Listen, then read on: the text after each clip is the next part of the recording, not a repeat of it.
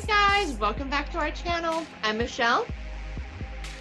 And for those of you that are new here, welcome to our channel. My name is Jessie, and we are Moms on Crime. In this channel, we talk about true crime and anything paranormal. And today, Michelle has a story for us. So, who are we talking about? Today, Mama? Today I'm going to tell you the story of Kenia Monge. I think that's how you say her last name. I've heard it a few different ways, but I think it's Monge. So before we jump into the story, I want to remind everybody, go ahead and subscribe right now before we jump in, and you might as well like the video now because you know you're gonna like it, right? Just kidding. Like and subscribe. Like and subscribe right now. Do it. So this story took place in Colorado. It is the story of Kenia Monge. She was born January 26, 1992 in Honduras. That's where she grew up. She stayed with her mom and her grandma, her abuelita. Her mom actually came to the United States before Kenia did. Her mom wanted to start a new life for them. So her mom came here before she brought Kenia over, and Kenia stayed with her grandma in Honduras. And when Kenia's mom came over here to the United States, she met and she married a man named Tony, and she had another daughter. And when Kenia was around 12 years old, they were finally able to get all the paperwork and everything together to have Kenia move to the United States, to Colorado, to be with her family. And it was said that from the beginning, she fit right into the family mold, because she was already 12. She hadn't really, she hadn't been around her half sister, but it said she just right away, that was her dad. Like, she took to him right away, and her little sister, she just loved her little sister. They talked, there's all these videos of them, like home videos and pictures. They were always taking pictures together. And as she got older, she called her sister every day. Like, she was a big part of her sister's life. They were like best friends. And she graduated high school. So she came over here from Honduras, and she had no problem. She thrived. Yeah. And she was just this ball of energy. Like, she was like a very just vibrant, vivacious girl, and she loved to dance and have fun. So she graduates high school, and we've all been young. So she was 19, and she had a fake ID.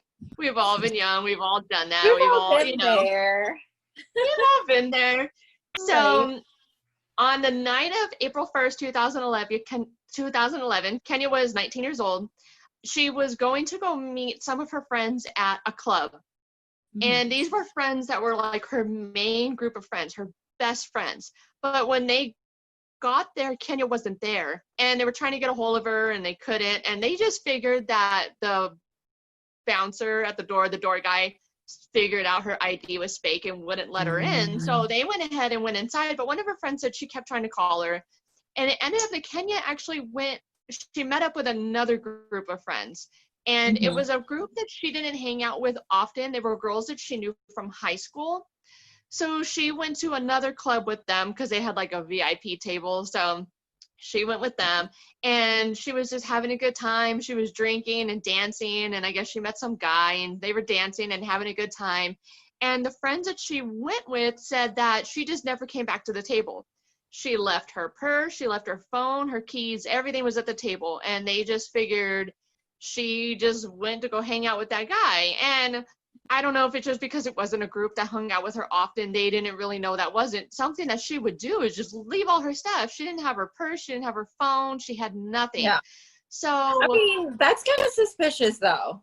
Like, maybe like for kids, like a purse, okay, fine, but your phone. Like, especially like a teenage kid, nobody can live without their phones. No, you know how that would be kind of suspicious. Yeah, leave our purses. Totally. Yeah, we don't leave our purses and everything. I mean, you have your money in there, and especially your phone.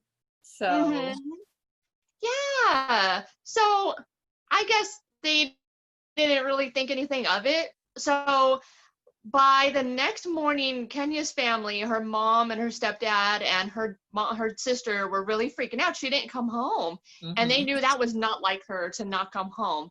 And they were trying to get a hold of her friends, and her actually like her really good friend are the first ones that called the house and told her parents, like, you know what, we can't get a hold of her either, and this is like really weird. So somewhere in the day, that group that she had been hanging out with comes to her mom and dad's house and drops off her purse and her phone, and they're like, oh, well, we don't know where she is. We don't know what happened to her. We thought like she went to go hang out with this guy that she was dancing with. We don't know where she is. So her parents they tried to file a missing persons report then, but you know how they'll try to tell you like, oh, you have to wait 48 hours because she was 19. But her family was like, no, this is not like her. Like, this isn't normal.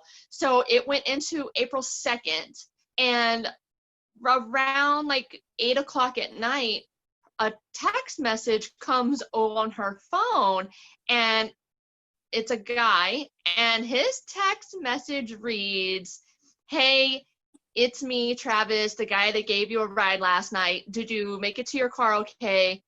Oh, and he says before that, guy in creepy white van.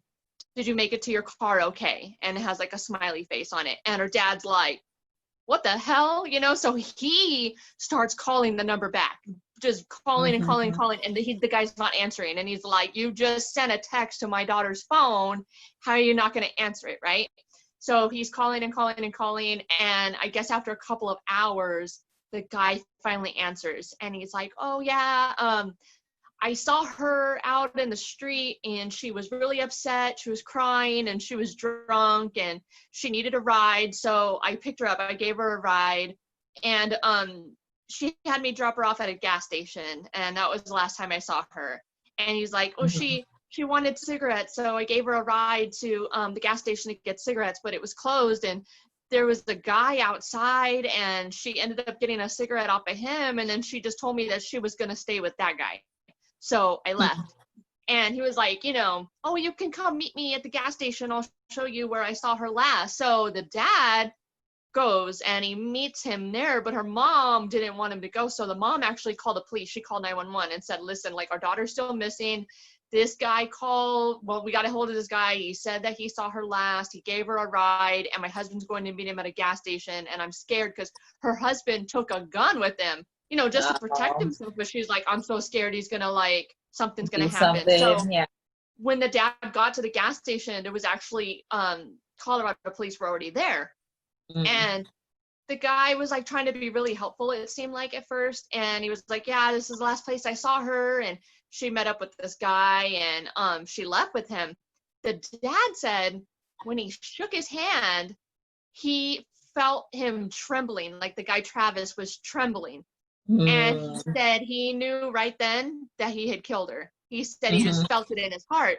And the cops were kind of like looking around at his van, and they're like, hey, can we like just take a peek inside? And he was like, yeah, sure, whatever. And they're like, what do you use your van for? And he's like, oh, my business. So it turns out this guy, his name is Travis Forbes. He made his own like organic granola bars, and he worked out of a bakery, like a local bakery, and he distributed like his own granola bars. So he was like, oh, it's my van for work.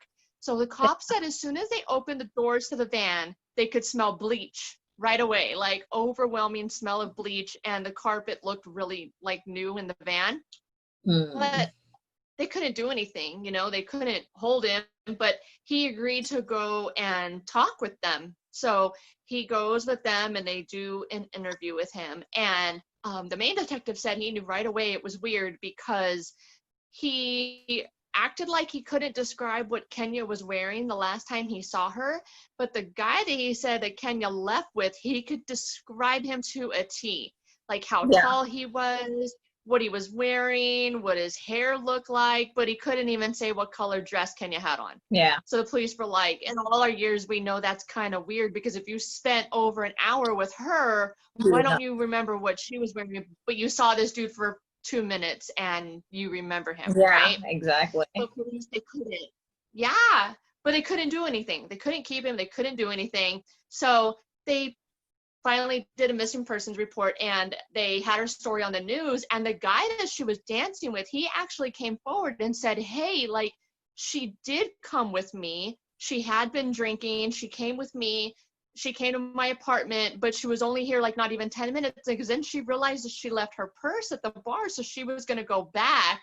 So last time I saw her, I walked her downstairs. So police went to his apartment. They got the surveillance footage. They saw that she was barely there, and then she left, and that was the last trace of her. So Kenya's missing. There's nothing they can do about Travis Forbes, really. I mean, they kind of kept an eye on him, but there was really nothing more they could do. And then, like a couple days later, the owner of the bakery that he worked out of, like she like let him use space. She told them that she noticed her security cameras. One of them had been like shut off, and it was on April 2nd.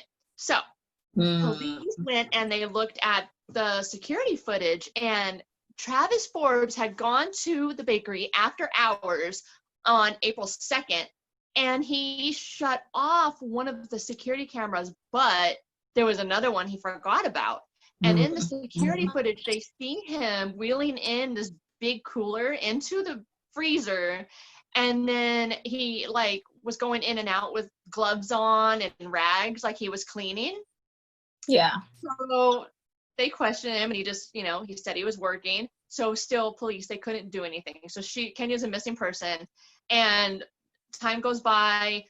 Travis Forbes actually ends up in Texas, where he gets into a little bit of trouble because he took off with his girlfriend's car, and she reported it stolen. So they found him and they held him, but he ends up getting let go, right? Like they don't hold on to him. And they ended up getting a DNA sample from him. He did it willingly, and they let him go, and he goes back to Colorado. So we go forward a few months. So we go to July 4th, 2011. There's another woman. She gets assaulted. I won't say her name because she survives, and I don't know, it might be kind of weird, people throwing your name out there on the internet. But yeah, this woman, she gets assaulted in her apartment. This guy breaks in, beats her severely, like almost unrecognizable, and sexually assaults her, and then pours bleach all over her, all over the apartment, and tries to set it on fire. She actually jumped out of a window, I believe, to like save herself, but she ended up being in a coma for 5 weeks. And her parents said the only way that they could identify her was from a tattoo on her leg. She was so severely beaten. But she had DNA under her fingernails. So police collected the DNA, and it matched Travis Forbes. So they found him and they arrested him. They brought him in for questioning, and police really were like, you know what? We know that you killed Kenya, and we want you to tell us the truth. Like, her family deserves that. You need to tell us. So finally he says, okay, I'll tell you everything, but I don't want to be labeled as a sex offender in jail because I've heard that bad stuff happens to them. So I don't want that label. So I'll tell you everything. I'll tell you where her body is. Just please don't charge me with sexual offenses. And police are like, okay, fine, right? Like, yeah, that, but you have to tell us everything. So he's like, okay, fine, like I'll tell you everything.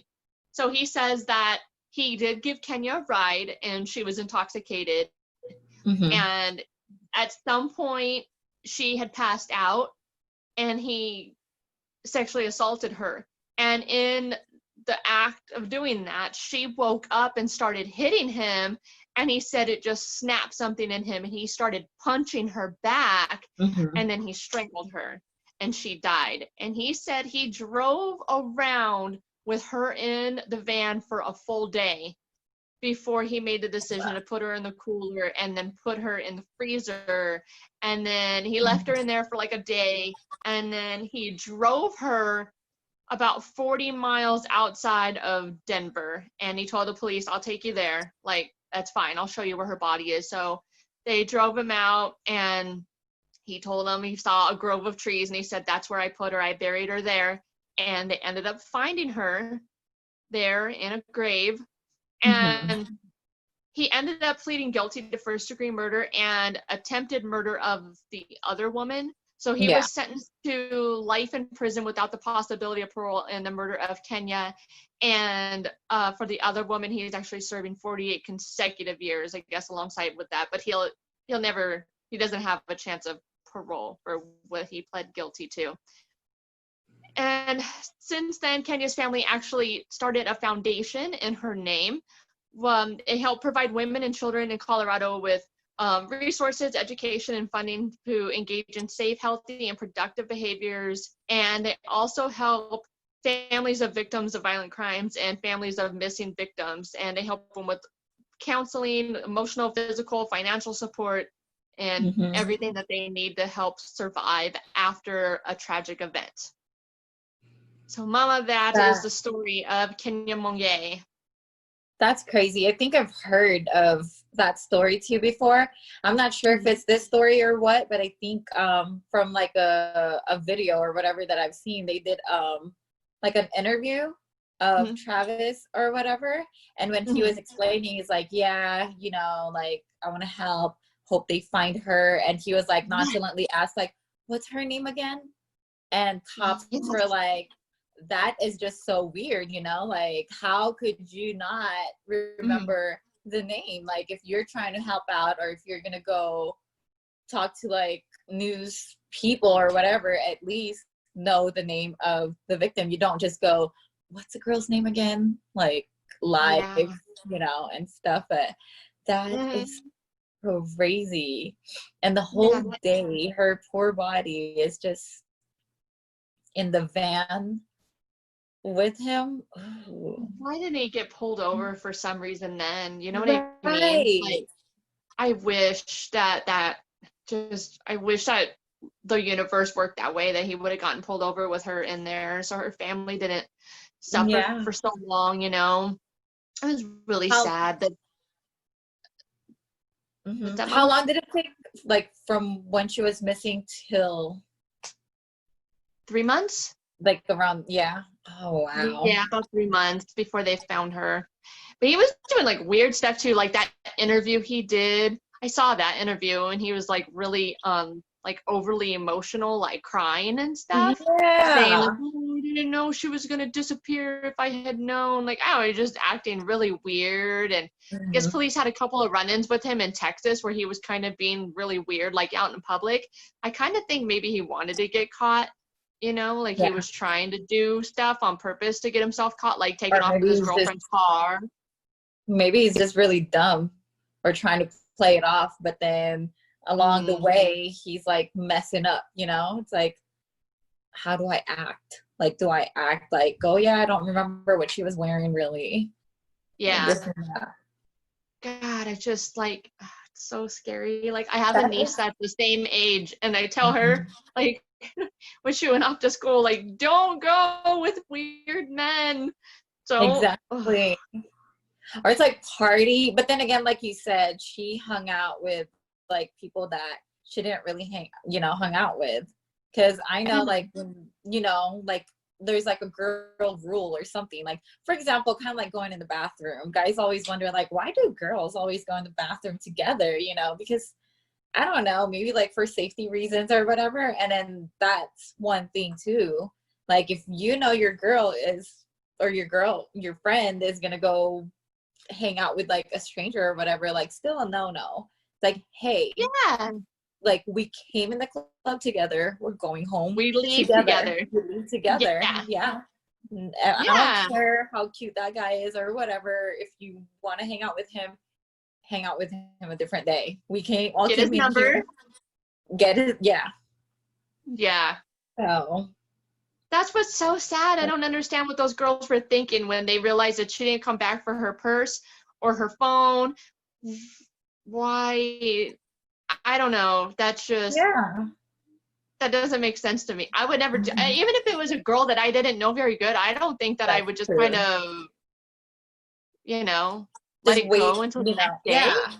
Or wait the next day till you return their belongings. It's like, for me, that's kind of like suspicious. I would probably call the parents right away already, or call the club manager or somebody, you know, and be like, hey, I don't really know this girl. I don't know if this is what she does, but this is her purse and this is her phone. And I find it kind of suspicious, you know, why would she leave without her belongings? I mean, her money's in there, her phone, like, I always those think girls of the probably live with like horrible guilt now, you know what I mean? Like that, I Yeah. can't imagine what they feel in their heart every day now. Yeah. Yeah. Since then. Or maybe they were kind of, you know, drunk too or whatever, and they just went home and then they realized that, yeah. Just a bad series of events, you know what I mean, that led her outside by herself, and just the wrong guy came by and got her. Oh, wow. Just so sad, but just so crazy. And it's crazy what he did to that other girl. Tried to set her on fire. I guess he figured he had gotten away with it, so he wanted to do it again, you know. He probably liked how it was, so he tried to do it again. Maybe it's some kind of a thrill or something triggered again and be like, hey, it's been months already, I got away with it and I kind of liked it. So that is crazy. And then it's so gross that he like took her to the freezer and the bakery and the cooler that he used for work. Like, what a weirdo. And that's a lot of work. Like, what the hell? Why would you? I don't know.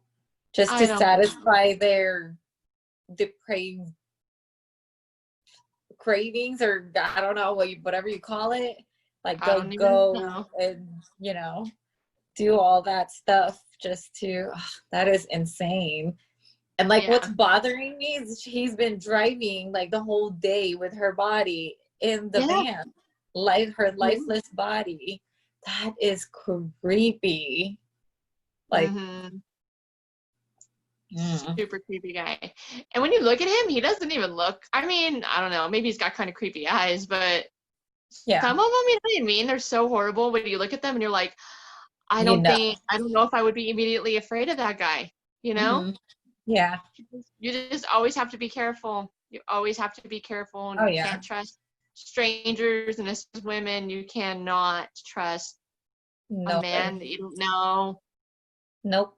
Never. It's sad too, you know, like that's why like there are good people out there who just want to help, but then again, these bad people kind of ruin it for everybody, you know? Yeah. So it's like, but just to be safe, just don't trust any stranger or don't trust anybody. So if you guys are going to go out drinking, make sure you have a ride, or, you know, you can go home safely. You come together, you leave together. Always. Yep, number one rule. Always. Don't leave a friend behind. Nope. Yep. Nope. Whether, you know, you guys hang out all the time or not, if you guys came in the club together, you guys leave the club together. Always.